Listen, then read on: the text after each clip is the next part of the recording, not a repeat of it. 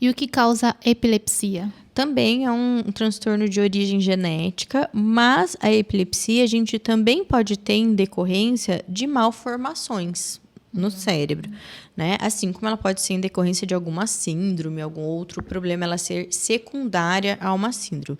Mas vamos pensar, uma criança que tem uma paralisia cerebral, por exemplo, faltou oxigênio na hora que esse bebê nasceu, então ele apresentou características depois de paralisia cerebral e ele tem uma lesão no cérebro por essa falta de oxigenação. Tá? Esse bebê tem uma chance grande de desenvolver epilepsia no futuro. Um outro caso, não tem nada, não teve nenhum problema durante o parto, mas tem uma lesãozinha na região temporal esquerda. Tá? É uma pessoa que tem chance de desenvolver epilepsia. Então, lesões no cérebro também são altamente correlacionadas com epilepsia, mas a maior parte dos casos não tem lesão. A maior parte a gente tem um cérebro normalzinho, estruturalmente falando, mas a gente tem componentes genéticos que desencadeiam as alterações que levam à epilepsia. E é interessante falar da epilepsia porque a gente escuta muito falar do autismo, do TDAH, mas muitas pessoas sofrem com a epilepsia, né? Hoje no Brasil não, no mundo todo, mais de 50 milhões de pessoas sofrem com epilepsia e muitas vezes não têm conhecimento, não têm informação para poder procurar um tratamento adequado. E qual seria o tratamento adequado para a epilepsia? A epilepsia, como você falou, ela é realmente bastante comum. Ela é tratada através de medicação. A grande maior parte dos casos é de fácil controle. Então, o que significa isso? Você coloca um remédio e controla bem. E a gente tem uma minoria de casos que não é tão fácil controle assim, que às vezes o primeiro remédio não dá certo, você precisa de um segundo, de um terceiro ou até de associação de medicação. Esses casos que eu dei de exemplo, que são pessoas que têm alguma malformação no cérebro, alguma alteração estrutural no cérebro, uma lesãozinha lá, tá? Esses casos geralmente são os mais correlacionados a difícil controle. Os casos em que esse cérebro é preservado, não tem nenhuma alteração, na maior parte das vezes é mais fácil de se controlar, tá?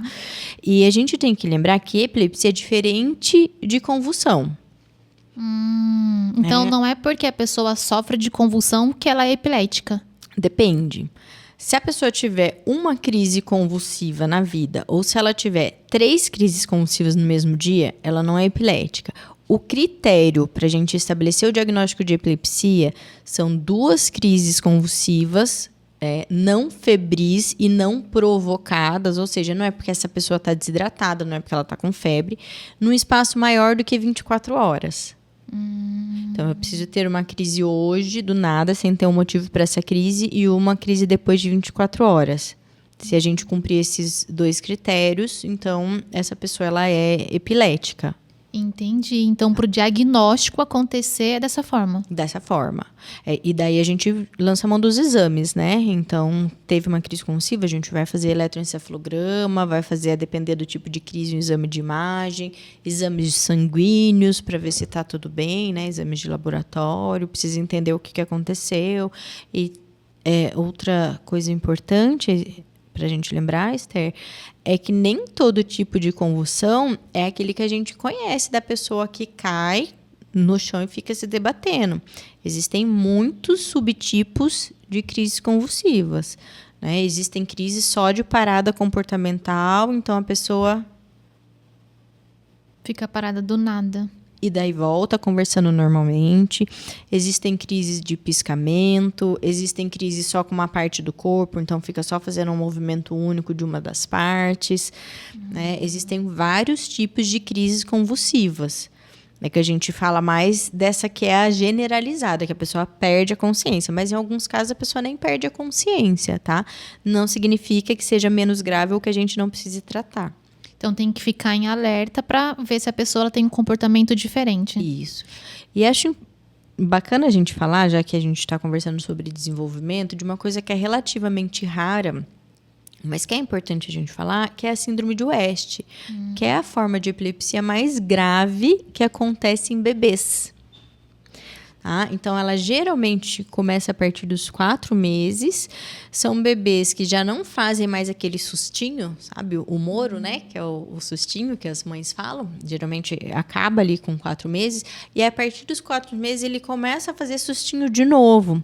Só que esses sustinhos, eles são diferentes, porque eles acontecem várias vezes em seguida.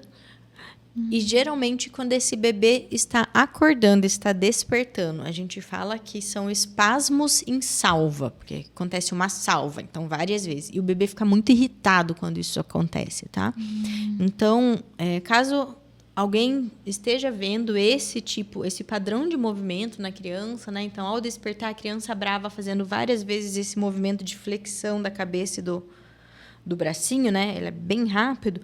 Procura o pediatra ou procura já um neuropediatra, porque é importante avaliar. Quanto antes intervir, maior a chance de sucesso no tratamento. É isso que eu ia perguntar. A idade, mais ou menos, que uma pessoa que ela tem uma epilepsia, não por má formação cerebral, quantos anos ela vai começar a mostrar os sinais da epilepsia?